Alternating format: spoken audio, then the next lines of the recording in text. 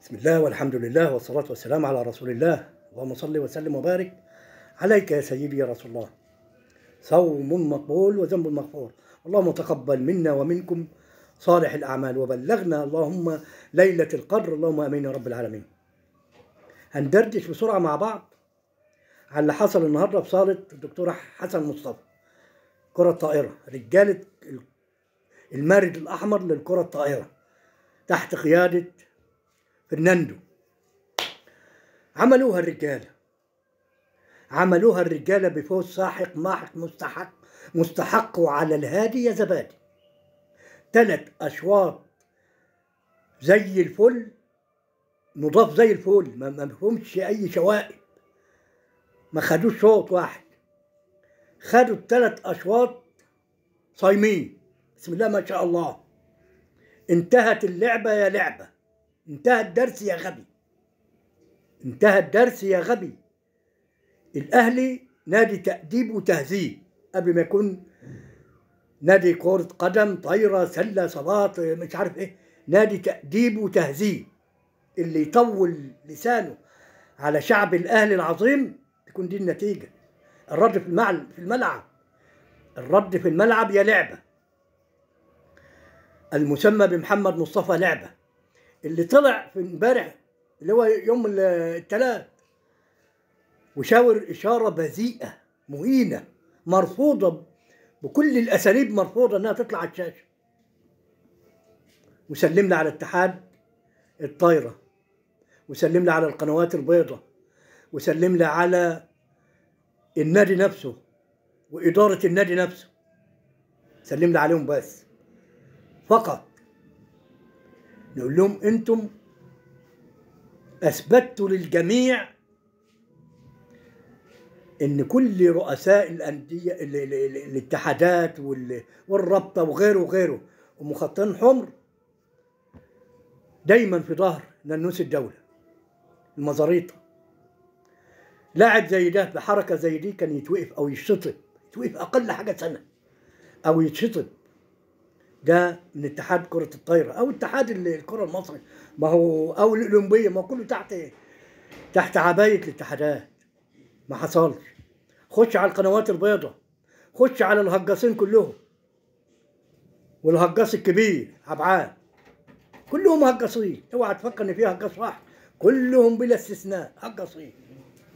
محدش قال كلمة واحدة عن اللي حصل يوم الثلاث من لاعب الزمالك، وهو بيشاور الإشارة البذيئة المهينة اللي تدل على تربيته. لاعب قليل الأدب ولسانه طويل ومش محترم، لأنك أنا من جمهور الأهلي بتوجه لي الإشارة دي ليا لمين؟ دي خدها في حتة تانية دي بقى، الله يرضى عليك. مش عندنا قلة الأدب، مش عندنا السفالة، مش عندنا الإشارات البذيئة، مش عندنا.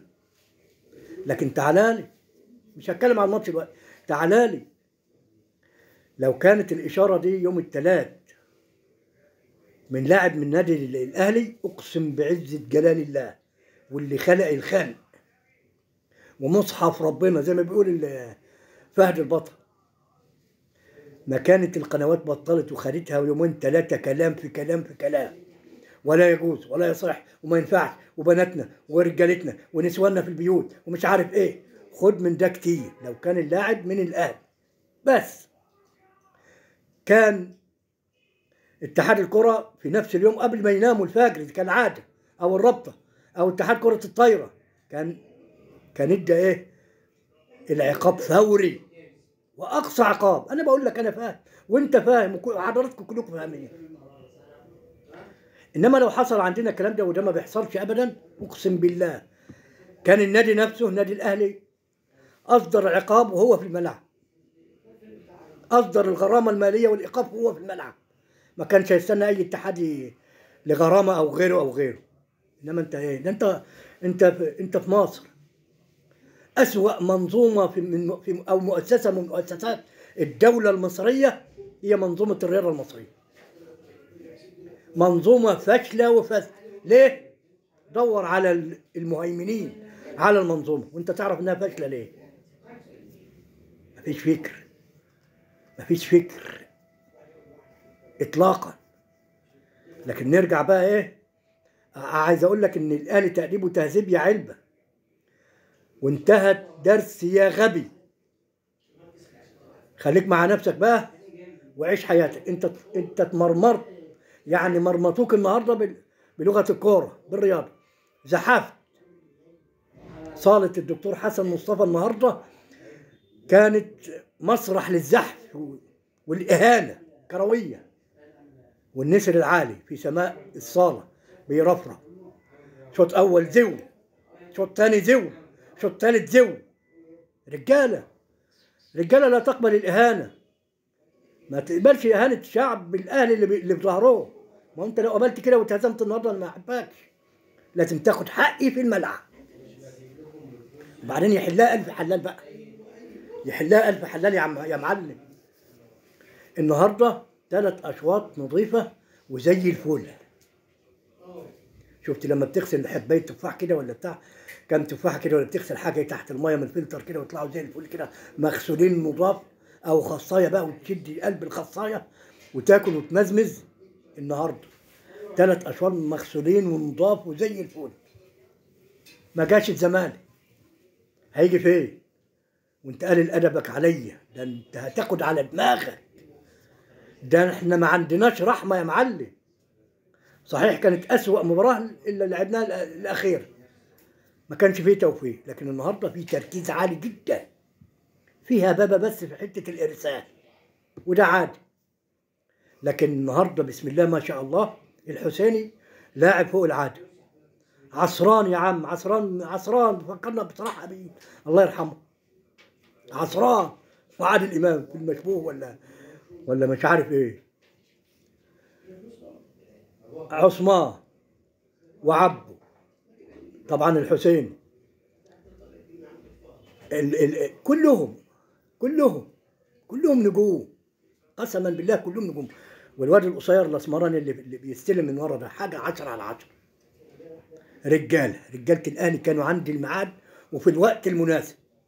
سحقوهم ومحقوهم وعلموهم الادب كرويا، مش بلطجه ولا سفاله ولا قله ادب، لا كرويا. احنا بنتكلم كوره. النهارده انتوا بردتوا نارنا، لان اللي حصل امبارح فات على كل المسؤولين وفات على النادي نفسه. عشان تعرف ان هو نادي فوضوي وعشوائي وما تعرفش مين اللي بيديره. في شويه كده ساعات ميزو يطلع، ممدوح عباس يطلع، لباليبو يطلع، الوزير المعروف، رئيس اتحاد الكوره ابو ريده، كله بيزوق وما فيش فايده. اصل الحق واضح والباطل واضح زي الشمس. الحق واضح زي الشمس. هسيب الحق واروح للباطل؟ ربنا ما بيرضاش بكده. ربنا اسمه العدل. مباراة اول امبارح، مباراة يوم الثلاث، كان فيها شوية حاجات كده من التحكيم بس عديناها. هنعمل ايه؟ ما هي كلها متزملكة، كل القنوات متزملكة. وعايز اقول للجماعة اللي بيقولوا ايه زعلانين من تعليق اللي انت بتروح لاون تايم سبورت ليه؟ دي اون تايم وايت سبورت او وايت زملكاوي. ما تروح لها ليه يا عم؟ اقسم بالله ما بنروح لها. احنا بنشوف بس اللي بيحصل. الزمالك بيلعب ماتش، يعني احنا عرفنا النتيجه بتاع الجونه وشويه حاجات كده من الفيس اللي هي بالنسبه لكره القدم، هنتكلم فيها بعدين فيديو خاص. ما تروحش عند قناه النادي الاهلي، قناتك لازم نسبه المشاهدات تعلى، ولازم يعرفوا ان في شعب ورا القناه ورا اي حاجه. احنا بندعم كل حاجه ومن اولها القناه والاداره وكل شيء. اروح انا عشان نسيب زاير وعشان اتفرج؟ ما انا عندي قناتي بتاعتي ملكي، اتفرج عليها وادعمها بكل قوه.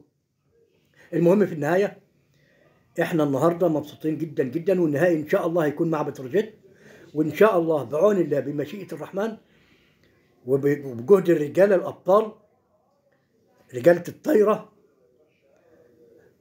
دوري كره الطايره ان شاء الله في التيتش، ان شاء الله اهلاوي باذنك انت يا رب، باذن الله خدها مني. وان شاء الله هنفوز على بتروجيت من يعني 3 اشواط نظيفه مغسولين زي الفل بقى ان شاء الله باذنك انت يا رب. خدها مني، ما تنساش السهم والاكسبلور عشان الفيديو يروح لكل الناس، وعلق بالصلاه على حضره النبي. اللهم صل وسلم وبارك عليك يا سيدي يا رسول الله. سلام.